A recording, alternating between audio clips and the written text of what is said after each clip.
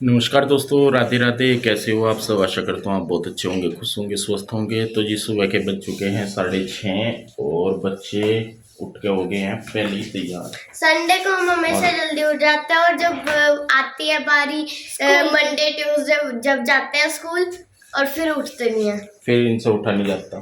पता आज नहीं ये क्यों ऐसा तैयार हो हुआ। गए हैं तो ये जा रहे हैं घूमने। इन्हें लेके जा रहा हूँ मैं थोड़ा सा सैर कराने, और वहीं पे जाके आपको दिखाऊंगा ये क्या क्या खेल खेलते हैं और हमने क्या जिद करेंगे की इसमें। थी बहुत। और आधा घंटा हो लिया, इन्होंने परेशान किया हुआ मुझे, डैडी चलो चलो चलो चलो। तो जी अब चलते हैं क्योंकि टाइम हो चुका है 6:30 से भी ऊपर हो लिए हैं, 6:45। और कोशिश करेंगे 7:30-8 बजे तक वापस आ जाए। चलें? चलो। तो दोस्तों आ चुके हैं हम।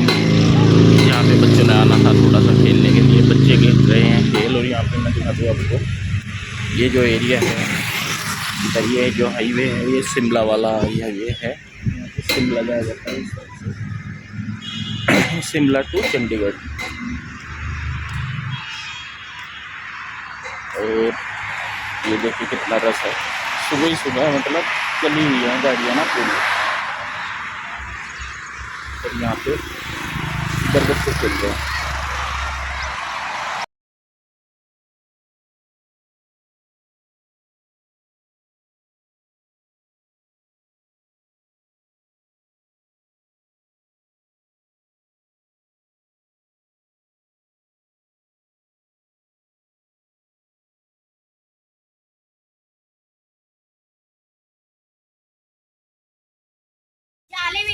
तो जी काफ़ी टाइम होगा, आधे घंटे से ज़्यादा हो गया है। बच्चे कर रहे हैं मस्ती और अब चलने की होगी है तैयारी।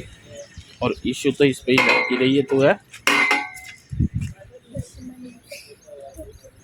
चलो चलो बस चलो। मैं देखो कैसे खड़ी हूँ। अरे रुई चलो उठाइयो मेरे को, मैं कैसे उठूँ मेरे को समझ नहीं आ रहा। ओ भाई। तो जी देखिए, बच्चे गए थे घूमने के लिए और इधर मैं भी उठ के नहा धो ली थी। और बस बच्चे भी आके फिर नहाए धोए, दूध दाद पिया उन्होंने सारा कुछ। और अब मैं कर रही हूँ अपने मंदिर की साफ़ सफाई। तो कई दिन से सोच रही थी, मैं कहा चलिए कर देती हूँ साफ़ सफाई। और यहाँ पे मैं करने लगी हूँ, बच्चे कर रहे हैं कान्हा जी को तैयार नहला धुला के। तो यहाँ पे मुझे कपड़े वगैरह भी, ये कान्हा जी, ये सॉरी, जो मंदिर में नीचे लाल कपड़ा बिछाते हैं वो भी मुझे बदलना था। तो बस फटाफट से मैं कर लूँगी।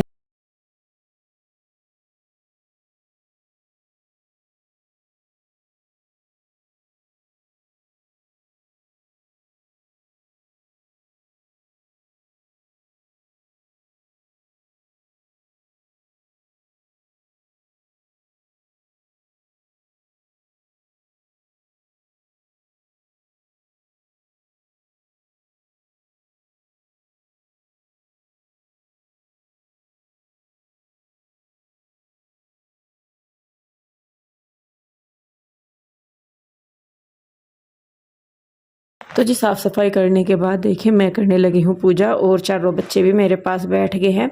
तो बच्चे भी हमारे करते हैं पूजा पाठ। आपने देखा होगा कि मैं हमेशा अपने बच्चों को अपने पास लेके बैठती हूँ, पूजा वगैरह जब भी करती हूँ मैं ज़्यादातर। और ईशु भी आई थी तो आज ईशु भी बैठी हुई है यहाँ पे नहा धो के, और बाल वगैरह कोई सी ने नहीं बनाए इनमें से, सिर्फ नहा धो के बैठ गई हैं ये।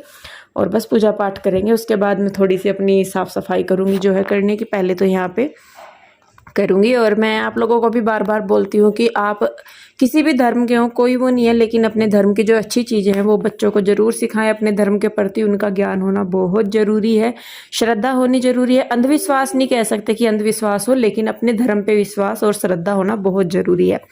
तो देखिए बस यहाँ पे बच्चे और मैं कर लेंगे पूजा, और उसके बाद जो है मैं करूँगी साफ़ सफाई। क्योंकि नहा धो तो मैं ली थी जब ये गए, तब जो है मैं उठी नहीं थी, मैं बाद में उठी थी। छुट्टी वाले दिन मैं थोड़ा सा लेट उठती हूँ। वैसे तो मैं जल्दी उठी जाती हूँ जब बच्चे स्कूल जाते हैं 5 साढ़े 5 बजे, लेकिन जिस दिन छुट्टी होती है तो मैं थोड़ा सा लेट उठती हूँ उस दिन। तो जी देखिए पूजा पाठ वगैरह करके कृष्णा के डैडी गए हुए थे नहाने के लिए शायद, तो मैं कहा चलिए अभी जो है मैं कर लेती हूँ साफ़ सफाई। आलू की कचौरी मुझे बनानी है, खाने या नाश्ता दोनों समझ लीजिए आप। तो मैं कहा जब तक आलू ठंडे होते हैं, आलू उबलने रख देते, मैं कहा जब तक ठंडे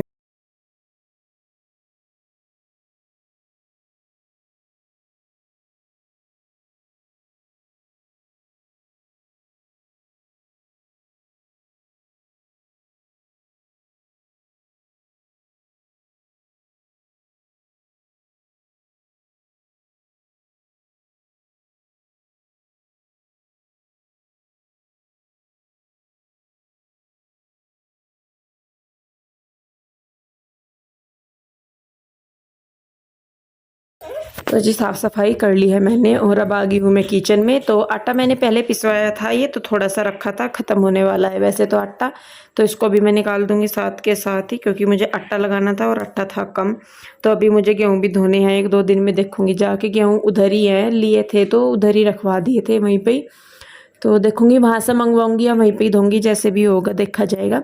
उसके बाद यहाँ पे मैंने ले लिया है आटा और आटे में मैंने डाल लिया थोड़ी सी अजवाइन और थोड़ी सी कसूरी मेथी। और उसके साथ ही मैं यहाँ पे डाल लूँगी 2 चम्मच के लगभग देसी घी मोइन के लिए। इससे जो होती है कचौरी है या पकौड़ी कुछ भी आप बना रहे हैं तो वो कुरकुरी बनती है, खस्ता बनती है। तो इसलिए मोइन ज़रूर डालिए, कुरकुरी बनेगी। तो यहाँ पे मैं मोइन को डाल के इसको अच्छे से मिक्स कर लूँगी और सारा घी अच्छी तरीके से मिक्स करने के बाद इसमें हाथों से रगड़ रगड़ के मैं इसका लगा लूँगी एक सॉफ्ट आटा। हार्ड मत लगाइए, अगर हार्ड आटा लगाएंगे तो स्टफिंग जब भरेंगे अंदर से तो आटा नहीं फैलेगा और स्टफिंग बाहर निकलती रहेगी, तो पूरियाँ या पराठे जो भी बना रहे वो अच्छे नहीं बनेंगे। तो इसलिए जब भी आप पूरी या पराठे बनाएं तो आटा सॉफ्ट लगाएं, जिससे कि वो आसानी से फैल जाए। आटा मैंने लगा दिया है। उसके बाद यहाँ पे देखिए बच्चे और मैं कर रहे हैं खाने की तैयारी कचौरियों की। तो ये तीनों बहनें आलू छील रही हैं, इनको पसंद है बहुत आलू छीलना। और मैं कर रही हूँ इधर लहसुन प्याज मिर्च वगैरह छील के उनका पेस्ट बना लूँगी मैं। सॉरी पेस्ट नहीं, उनको बारीक बारीक चॉप कर लूँगी मैं।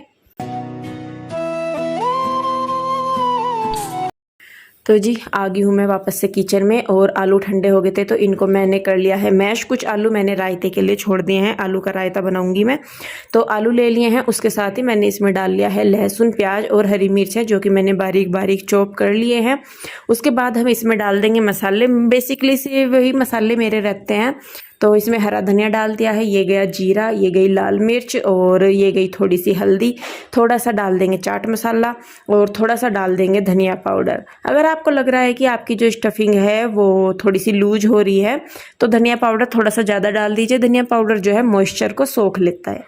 तो देखिए बिल्कुल ठंडी हमारे आलू हो गए थे तो स्टफिंग जो है वो बिल्कुल अच्छी बनी है। यहाँ पे मैंने चढ़ा दिया है कढ़ाई में तेल गरम होने के लिए। सरसों का मैं तेल ले रही हूँ तो इसलिए उसको पकाना बहुत ज़रूरी है।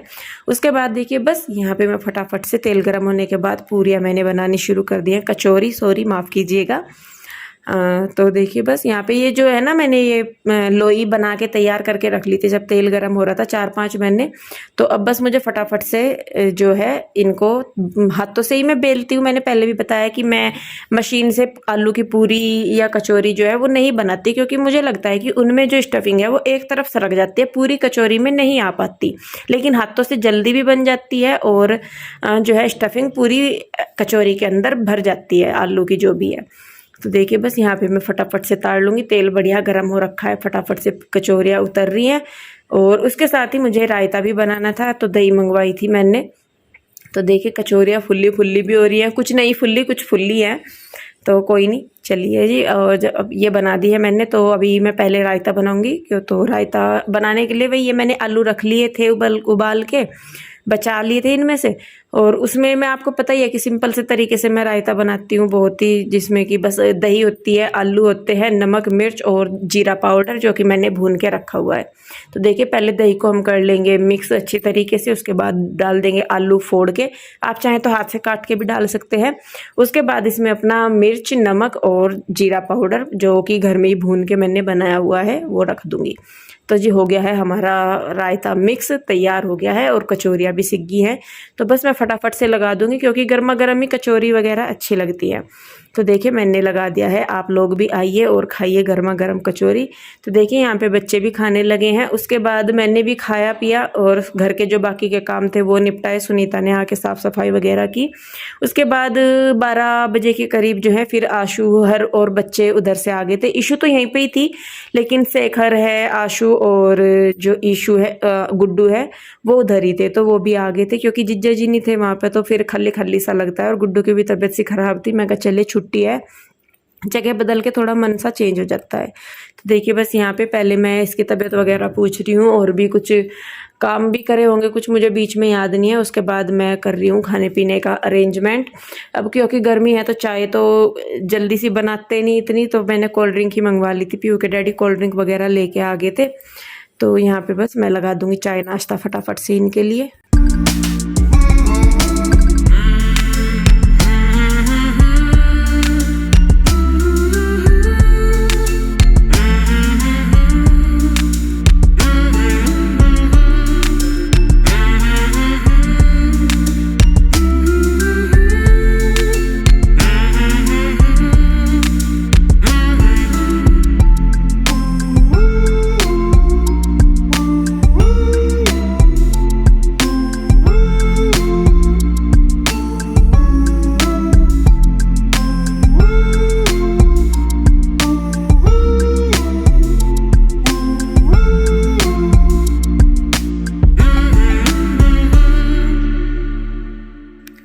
तो जी मैं आ गई हूँ लेके कोल्ड ड्रिंक और नमकीन बिस्किट वगैरह हैं ये। और गर्मी आजकल इतनी है ना जिसकी कुछ हद नहीं, सिर में दर्द हो जाता है एकदम से, इतनी गर्मी का प्रकोप बढ़ रहा है। मतलब अब तो यहाँ पे भी गर्मी होने लगी है। और आपको जैसा पता है कि जहाँ मैं रहती हूँ इस रूम में, यहाँ पे पिछले साल मुझे ज़रूरत नहीं पड़ी कूलर या पंखे एसी की, लेकिन इस बार यहाँ पे भी गर्मी बहुत लग रही, पंखे से काम नहीं चल रहा। लेकिन फिर भी ये है कि मैं जैसा बाहर से आके देखते हैं ना तो यहाँ के अंदर का मौसम अच्छा है, क्योंकि मकान जो है वो बीच में घिरा हुआ है, धूप बहुत कम आती है अंदर की साइड, तो इतनी गर्मी नहीं लगती।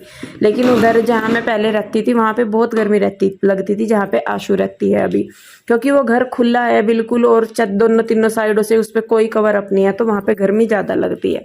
और यहाँ पे यह है कि फ़िलहाल पंखे से काम चल जाता है, लेकिन दिन में गर्मी ज़्यादा लगती है, रात को तो इतनी नहीं लगती। तो जी देखिए बस यहाँ पे बत्ते वगैरह घड़ी, हमने रेस्ट वगैरह किया। उसके बाद फिर आशु शाम के टाइम बच्चों को लेके चली गई थी उधर। और यहाँ पे सुनीता आई थी शाम का काम करने के लिए अपना, और आने के बाद वही उसने अपना जो उसका काम है वो कर रही है, बालों की चोटी मेरे। और उसके बाद आज एक ज़रूरी काम और पे जाना है मुझे, मैं दिखाऊंगी आपको क्या है। पहले मैं अपना बाल वगैरह बांध लूँ।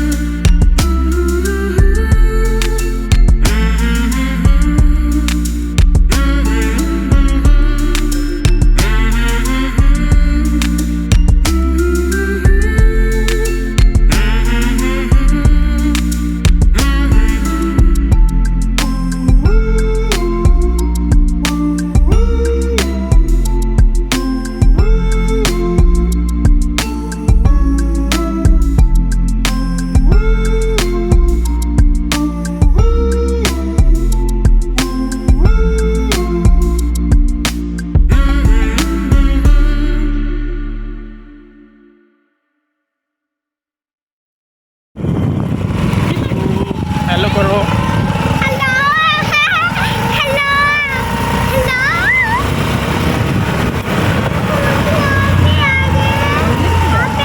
ये लिंक रोड है ना, चलो भाई यहाँ बैठो। तो जी देखिए ये है नया काम, स्कूटी ली है और इसे चलाने की ट्रेनिंग जो है वो शुरू हो गई है। मुझे आती नहीं, मैं सही में बताऊं, मैंने अपनी लाइफ में कभी साइकिल तक भी नहीं चलाई, क्योंकि मुझे डर ही इतना लगता है बहुत ज़्यादा, तो मैं इसलिए कुछ भी सीखती नहीं जल्दी। लेकिन अब स्कूटी ली है तो इसके डैडी कह रहे हैं कि इंदु स्कूटी लेने का कोई फ़ायदा नहीं है जब तक चलाना नहीं सीखेगी, क्योंकि कई बार होता है कि बच्चों को लाना ले जाना पड़ता है, पीओ के डैडी नहीं होते या कुछ काम कर रहे होते हैं। तो और स्कूटी का मेन पर्पज भी यही था हमारा लेने का, कि हम दोनों जो हैं जो हमारे काम है वो बांट सके या कर सके दोनों, ये ना हो कि मैं उनके ऊपर ही डिपेंड रहूं या वो मेरे ऊपर डिपेंड रहे। लेकिन उसके लिए ज़रूरी है कि स्कूटी चलानी सीखी जाए पहले। तो यहाँ पे मेरा भाई भी मुझे सिखा रहा है कुछ, इसके ट्रिक एंड ट्रिप बता रहा है जो भी है। तो जी क्या करें, कई बार जीवन में वो चीज़ें भी करनी पड़ती है जिनके बारे में हमने सोचा नहीं। डर भले ही लगे, लेकिन अपने डर को जीतना भी बहुत ज़रूरी है। और मैं इतनी डरपोक हूँ बहुत ज़्यादा। तो पर क्या करें जी, करना पड़ता है, अपने डर पे काबू पाना बहुत ज़रूरी है। डर के भी सारी उम्र नहीं रहा जा सकता कि मैं गिर जाऊंगी या मेरे चोट लग जाएगी, जो होना है वो होगा, डर के कब तक चलेगा काम।